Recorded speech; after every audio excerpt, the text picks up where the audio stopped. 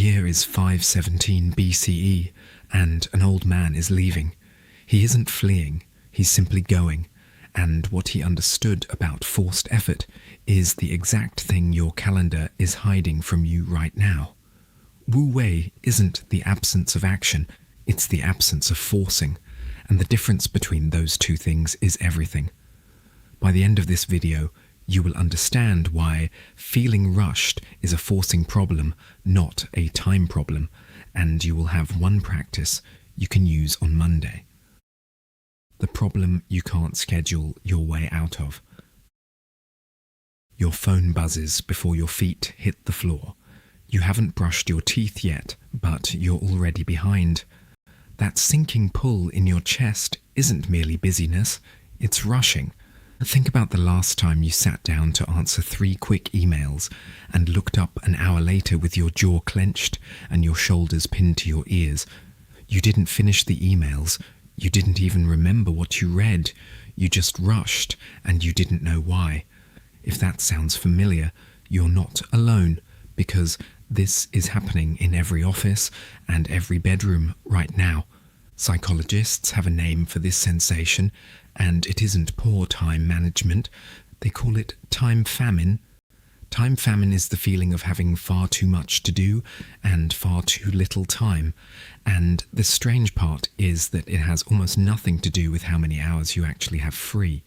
You can have an empty afternoon and still feel like you're drowning in obligations that don't exist yet. The clock says you have time, but your nervous system says you're already late.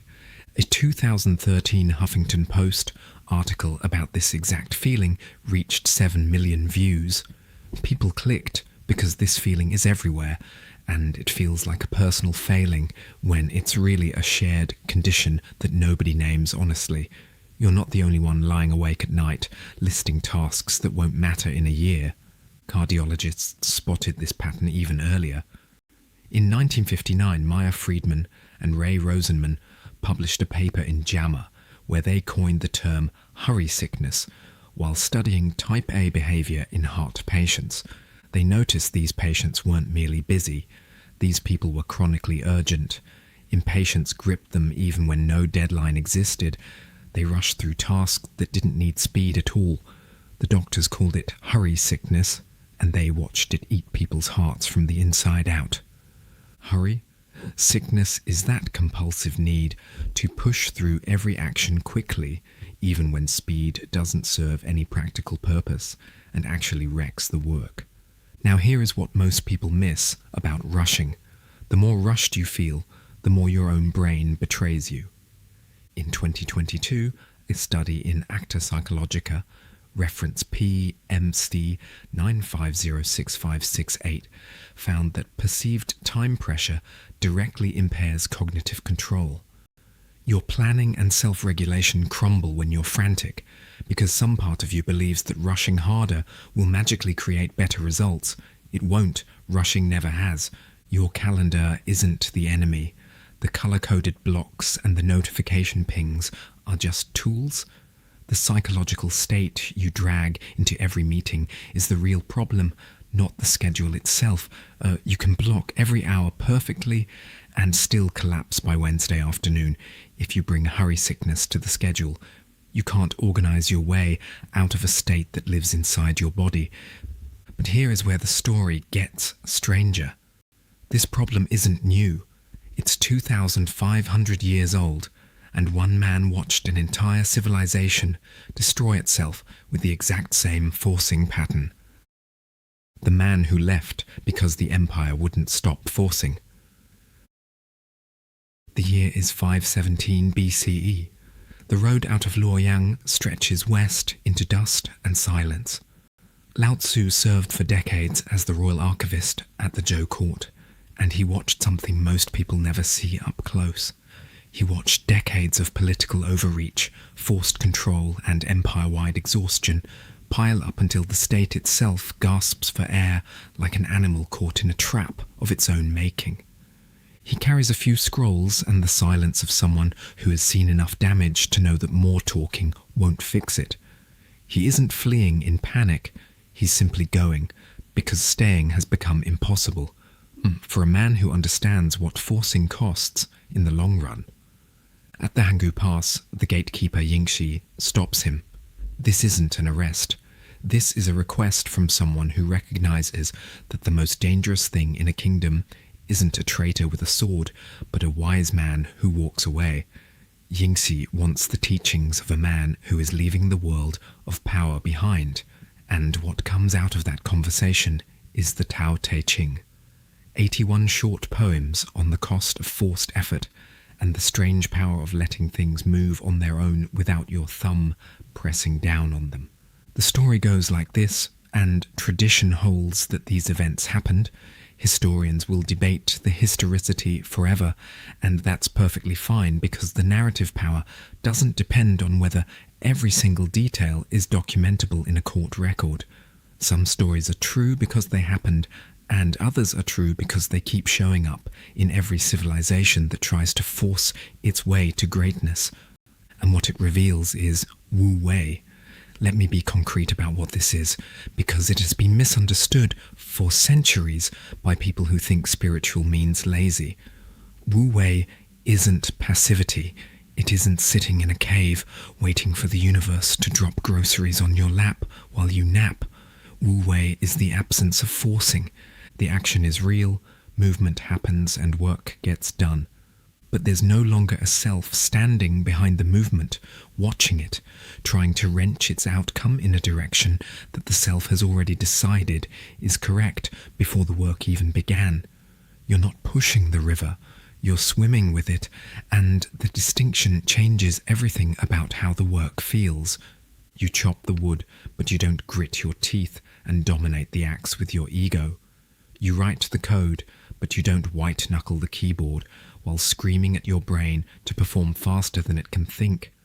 The doing happens and the forcing stops, but definitions are easy. The hard part is seeing what wuwei actually looks like when a person is working, and for that we need to go to a kitchen. Cook Ding and the knife that never dulls. The year is roughly 300 BCE, in the steaming kitchen of a minor lord in the state of Wei, where a man named Cook Ding has been butchering oxen every single day for 19 years. His knife is still sharp. Lord Wenshui stands at the doorway and watches him work for a long time before he interrupts the rhythm with a question that has been building in his mind. He wants to know how a blade could survive nearly 2 decades of daily butchery without losing its edge, because every other cook he knows goes through 3 knives a year. Cook Ding sets the knife down and explains that he never touches a joint or a bone. He finds the spaces between them, and he moves the blade with the greatest subtlety until the whole thing comes apart, like a clod of earth crumbling to the ground. The knife never meets resistance. That's why it stays sharp through nearly 2 decades of daily use in a kitchen where lesser blades snap and chip against the same bones. He isn't doing less work than the other cooks. He works more precisely than anyone watching him can comprehend, because he has eliminated the wasted effort of pushing where things don't want to go. He doesn't force the blade, he doesn't strain against the grain of the meat, and he finds the empty spaces where the work does itself if you know how to look. This is the most concrete illustration of wuwei in all of classical Chinese literature, and it isn't about laziness or avoiding effort, it's about moving with the structure. The ox has a structure, the knife has an edge, and Cook Ding spent 19 years learning exactly where the two meet without fighting each other. Every professional who has watched a master work knows the feeling of seeing someone do something difficult while making it look like they're doing almost nothing at all. Let me be concrete about what this looks like for you, because the joints and bones in your work are the forced meetings nobody wants, the micromanaged subordinate who performs worse the closer you watch, and the argument with the grain of the work itself where you keep revising something already right. You push harder and the knife gets duller, and you tell yourself that the project requires more force, more oversight, more intervention, until the work itself starts to resist you openly. The spaces between are still there. They're the paths of least resistance, that still achieved the outcome, like the direct conversation instead of the scheduled sync, the team member who thrives when you step back, and the draft you stop polishing and simply ship because it's done. These spaces don't require less skill, they require more. You have to know the anatomy before you can cut through it without touching bone, and that knowledge only comes from the sustained attention that most people skip because they're too busy forcing the blade. You have probably felt this difference without naming it. There are days when the work flows and you finish exhausted but intact, with something solid in your hands that you're proud to put your name on. Then there are days when you spend 8 hours in forced motion and finish with nothing to show but a headache and a dull mind that can't focus on dinner because your brain is still grinding against a problem you were forcing in the wrong direction. The difference isn't effort or talent, and it isn't some gift you're born with either. It's moving with the structure. But here is what most people miss about this moment, and it's the part that turns the whole parable from a nice story into a strategy you can actually use in your actual week. Cookding isn't a mystical figure floating above the material world. He's a skilled professional who spent 19 years learning the structure of his material, and he didn't wake up one morning and intuit the anatomy of an ox through meditation or positive thinking. He studied until it became automatic, and modern science has just recently confirmed what he already knew. What the 2022 study confirmed about your brain under pressure. In 2022, researchers published a study in Acta Psychologica, reference PFC 9506568, where they put participants under perceived time pressure and measured what happened to their planning and decision-making performance. Perceived time pressure isn't merely unpleasant, it impairs executive function. Planning, decision-making, and self-control all degrade under the subjective sense of rushing, which means you're not imagining the fog when you feel hurried, and hurry makes you worse at the very skills you need to finish the work on time. For the modern professional, this reframes the entire problem because your constant hurry isn't a motivational issue that calls for a pep talk. It's a cognitive impairment issue. You're working with a duller knife because you believe you need to push harder, and you keep forcing the blade through bone while you wonder why the edge is gone by Wednesday afternoon. The problem isn't discipline. The problem is that you're impairing the machinery you rely on, and no amount of willpower can compensate for a brain that has been compromised by the alarm bell you keep ringing inside your own skull. And this is where ancient observation and modern laboratory evidence meet. Modern flow research, the work Csikszentmihalyi documented over decades, converges with automaticity studies that show when a skilled performer stops self-consciously supervising every action, the performance actually improves in measurable ways.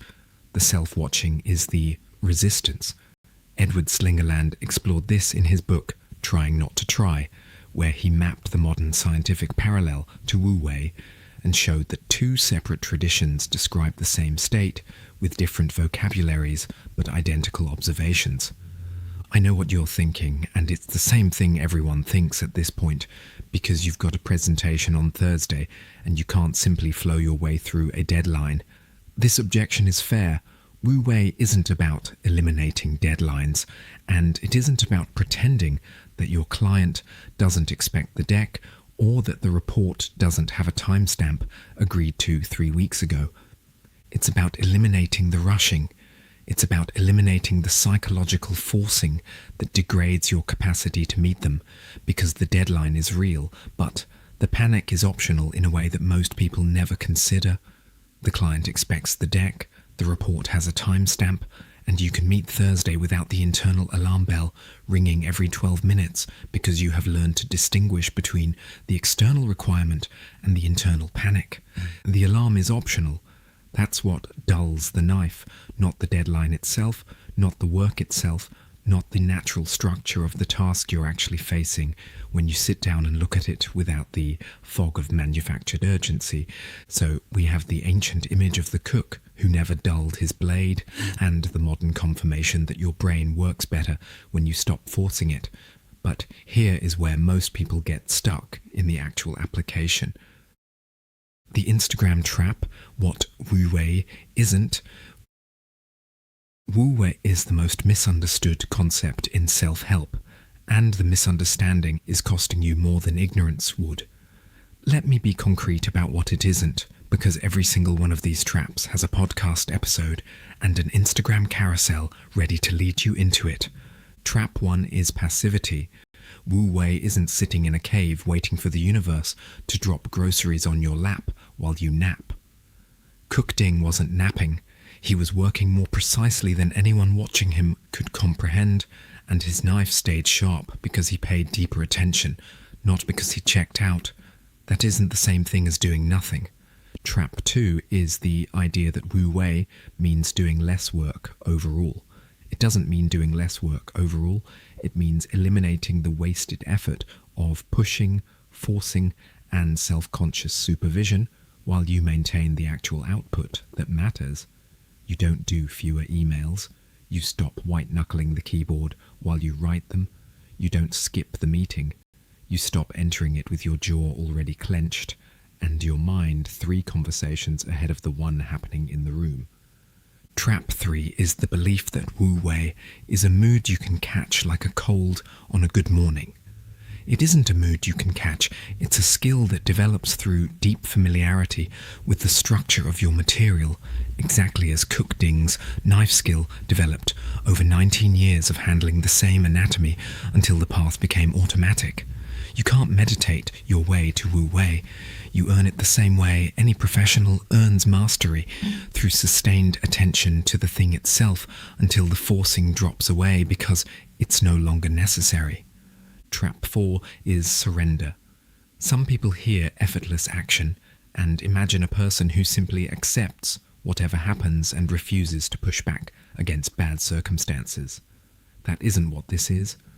Wuwei means reading the circumstance precisely enough to find the path of least resistance that still reaches your goal, not abandoning the goal because reaching it would require effort.